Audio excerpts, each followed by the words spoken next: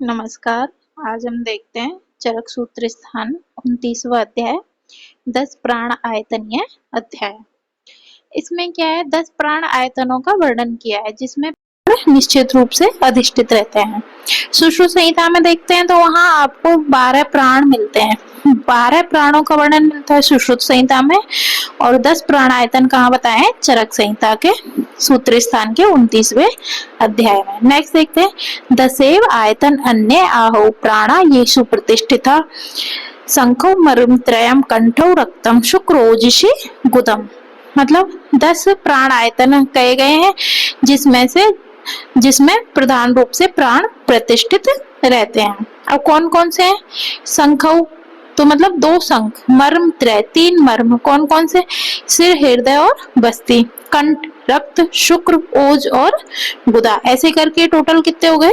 10 प्राण आयतन। नेक्स्ट इसके विमर्श में देखते हैं, नीचे वाली अष्टांग संग्रह में भी 10 प्राण आयतन बताए हैं। 10 प्राणायतनानि मूर्धा जीवावंदन कंठौ हृदय नाभि वस्ति गुद शुक्र ओज रक्तम च इति। इनको जो अष्टांग संग्रह में इनको जीवित धाम भी बोला है। जो 10 प्राण आयतन है उसको जीवित धाम भी बोल सकते हैं। अब अष्टांग संग्रह में एक प्राण आयतन है जीवावंदन, तो उसको रस प्रबंधन भी कहा गया है। रस प्रबंधन और जीवावंदन दोनों एक ही शब्द हैं। अब देखते हैं कि जो चरक शारीर स्थान 7वां अध्याय है, उसमें भी जो प्राण आयतन है वो 7 बताए गए हैं। शंखो एवजी नाभि मांस, शंखो एवजी नाभि और मांस। जो मांस है यहाँ इसकी जगह अष्टांग संग्रह में जीवावंदन माना गया है।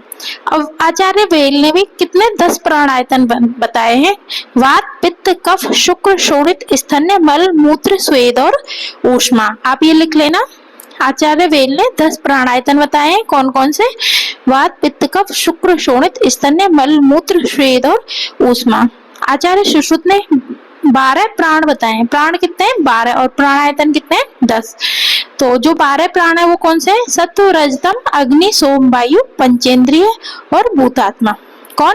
सत्व रजतम अग्नि सोम वायु पंचेंद्रिय और भूतात्मा। ठीक है, नेक्स्ट अब देखते हैं प्राण अविसर वैद्य का लक्षण। नेक्स्ट श्लोक, प्राण अविसर वैद्य का लक्षण। तो इसमें क्या है? तानी इंद्रियाणि विज्ञानम चेतना हेतु आमेयान जानियेत यह स विद्वान प्राण अविसर उच्यते। प्राण अविसर वैद्य का क्या बताया है कि जो 10 प्राणायतन इंद्रिय आयुर्वेद शास्त्र का विशेष ज्ञान चेतना हेतु मतलब आत्मा और रोगों को जानता है, वो ही वैद्य क्या है? प्राण अविसर वैद्य है। तो जो इंद्रियों के बारे में विज्ञान, आयुर्वेद के बारे में जानकर, चेतना हेतु मतलब आत्मा के बारे में उसे पता हो, जो रोगों को जानता हो और 10 प्राणायतन को जानता हो, वो क्या है? प्राण अविसर वैद्य। अब नेक्स्ट लोग देखते हैं। इसमें नेक्स्ट दिया है प्राण अविसर रोग अविसर चिकित्सक। द्विविधास्तु खलु विसजो भवति अग्निवेश प्राणानाम एके अभिसरा हंतारो रोगाणाम एके अभिसरा हंतार प्राणानाम इति। अब यहाँ देखते हैं कि द्विविधास्तु मतलब 2 प्रकार के विसर्ज बताए हैं अग्निवेश। तो 2 प्रकार के चिकित्सक है। कौन कौन से? एक हो गए प्राणाविसर और दूसरा हो गया रोग अभिसर। अब प्राणाविसर क्या होते हैं? प्राणानाम एके अभिसरा हंतारो रोगाणाम, जो रोगों का हरण करते हैं मतलब रोगों को खत्म करते हैं। डॉट डॉट डॉट हंतारो रोगाणाम, तो क्या आएगा? प्राणानाम अभिसरा। दूसरा बोला है रोगाणाम एके अभिसरा हंतारा प्राणानाम, जो प्राणों को नष्ट कर देते हैं वो कौन से हैं? रोग अभिसर वैद्य। ठीक है, तो इस तरीके से 2 प्रकार के वैद्य हो गए। कौन कौन से? एक प्राणाविसर और दूसरा हो गया रोग अभिसर। नेक्स्ट हम देखते हैं नेक्स्ट श्लोक। भगवान अनुवाच्य ये इमे कुलीना पर्यवदात श्रोता परिदृष्ट कर्माणो दक्ष सुचयो जित हस्ता जित आत्मने सर्वो उपकरणवंत सर्व इंद्रियोपन्ना प्रतिज्ञा प्रतिपत्तिशास्ते गेया प्राणानाम अभिसरा हंतारो रोगाणाम। ठीक है, तो ये क्या है? प्राण अभिसर वैद्य के लिए ज्ञातव्य मतलब वो कैसा होना चाहिए। तो ये कह रहे हैं भगवान आत्रेय ने अग्निवेश से कहा है। भगवान अनुवाच्य मतलब भगवान आत्रेय अग्निवेश से कह रहे हैं यह एमे कुलीना मतलब वो क्या है? अच्छे कुल में पैदा हुआ हो। पर्यवदात श्रोता, तो उसको जो ज्ञान है वो कैसा हो? संदेह रहित हो। परिदृष्ट कर्माणो, और जो उसने चिकित्सक कर्म किया है, प्रत्यक्ष जो भी चिकित्सा का प्रत्यक्ष कर्म अभ्यास किया हो। दक्षा मतलब अपने कार्य में निपुण होना चाहिए। सुचय मतलब पवित्र होना। जित हस्ता मतलब यशस्वी हो, जो शल्य चिकित्सा करे तो उसके शस्त्र कर्म करते समय हाथ ना कांपे। जित आत्मन है, और जित आत्मा हो मतलब उसे अपनी इंद्रियों पे कंट्रोल हो। सर्वे उपकरण बनता है, और वो सभी उपकरणों से संपन्न हो। सभी साधन, जितने भी चिकित्सा में जो जो साधन चाहिए उससे संपन्न हो। सर्वे इंद्रियोपन्ना, और सभी इंद्रियों से युक्त होना चाहिए। प्रतिज्ञा प्रतिपत्तिश्चात ते ज्ञेया, मतलब सभी इंद्रियों से युक्त हो। रोग और रोग के कारण को जानकर प्रतिपत्ति को जानने वाला हो। जिस रोग में जिस प्रकार की औषध हो, रोगी को और किन आहार विहार पर रखना हितकर होगा, यह सब प्राणाविसर वैद्य को जानना चाहिए। नेक्स्ट देखते हैं कि मतलब प्राणाविसर वैद्य को क्या क्या आना चाहिए। उसमें बताया है कि उसे जो भी चीज है वो सब पता होना चाहिए। जैसे कि इसमें अपन देखेंगे नेक्स्ट श्लोक, सुख साध्य, कृश साध्य, असाध्य, प्रत्याख्य रोगणा, मतलब सुख साध्य कौन से रोग होते हैं, कृश साध्य कौन से होंगे, असाध्य प्रत्यक्ष क्या होते हैं, उन सब के बारे में उसे जानकारी होनी चाहिए। त्रिविध आयुर्वेद सूत्र से, और 3 प्रकार का आयुर्वेद सूत्र है, उसके हेतु लिंग औषध उसकी डिटेल में उसको जानकारी होनी चाहिए। कौन सी हेतु क्या कारण है किसी रोग का, कौन सी औषध आप यूज कर सकते हैं, क्या लक्षण हो सकते हैं, किस काल में, वो सब उसे आना चाहिए। पंचत्रिंशतो मूल फलानाम, क्योंकि 35 प्रकार के मूल और फल जो द्रव्य है उनके बारे में उसे आना चाहिए। चतुर्णाम च स्नेहानाम, 4 प्रकार के जो स्नेह बताए गए हैं उनके बारे में उसे आना चाहिए।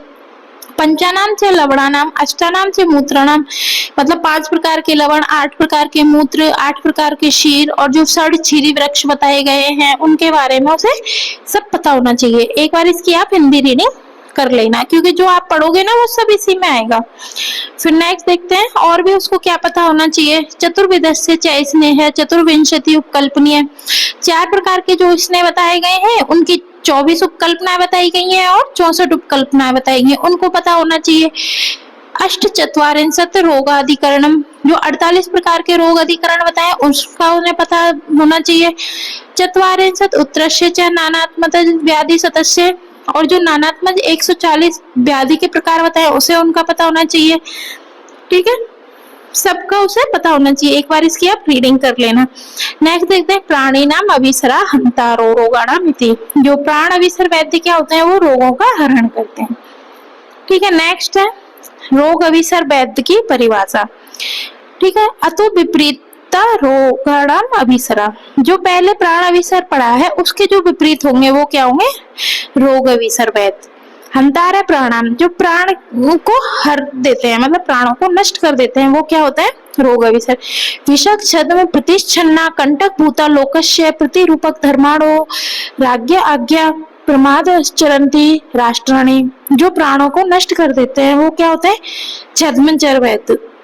कंटक भूत भी किसके लिए आया है, रोग अभिसर वैद्य के लिए। 2 शब्द आए, एक तो हो गया कंटक भूत और दूसरा हो गया प्रतिरूपक। तो इसमें क्या है कि जो विपरीत